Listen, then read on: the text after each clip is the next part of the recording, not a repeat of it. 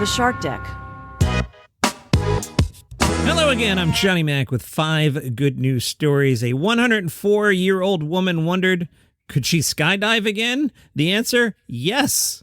Dorothy Hoffner, 104, went skydiving. Her instructor said she did a lot better than most people. They asked her as she was diving the 10,000 feet what she was thinking. Dorothy's answer, what are we having for dinner? Did she feel nervous? No. Was she aware that she was going to break the Guinness World Record for oldest person in the world to skydive? Had no idea. She was strapped to an instructor. She jumped off the plane and made history as she touched down in Ottawa. She's bewildered that people are even interested, and they say they just care about my age. She's not looking to give any life lessons. She seems pretty uncomplicated. She's afraid of snakes, much like Indiana Jones. Loves watching MASH reruns.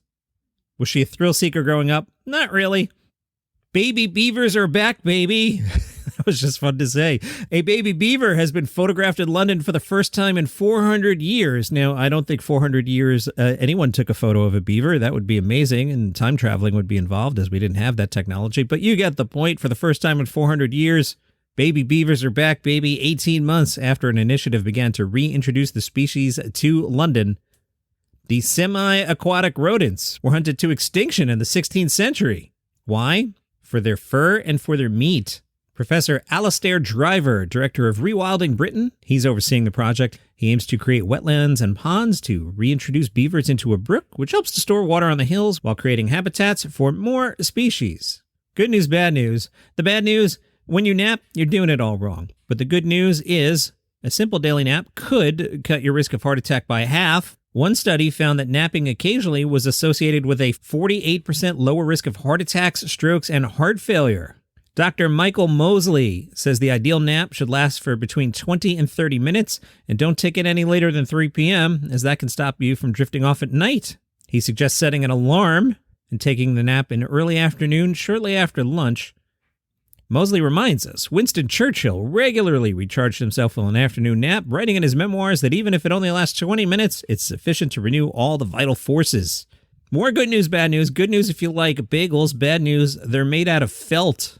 Felt's Bagels on the Lower East Side of New York City is a pop-up from British artist Lucy Sparrow at Felt's, F-E-L-T-Z Bagels. You'll find breakfast sandwiches, soft pretzels, and rainbow-colored bagels. They look good enough to eat, but they're made of felt.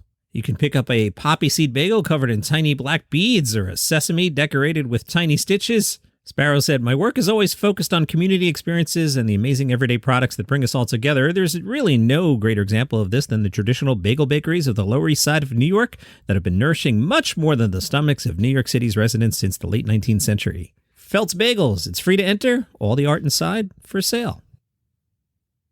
Well, good news for Jordan. She likes her tattoo. You know, the new one she got that has a spelling error in it. Oops. She shared this on social media in a video. The tattoo is supposed to read, everything's fine.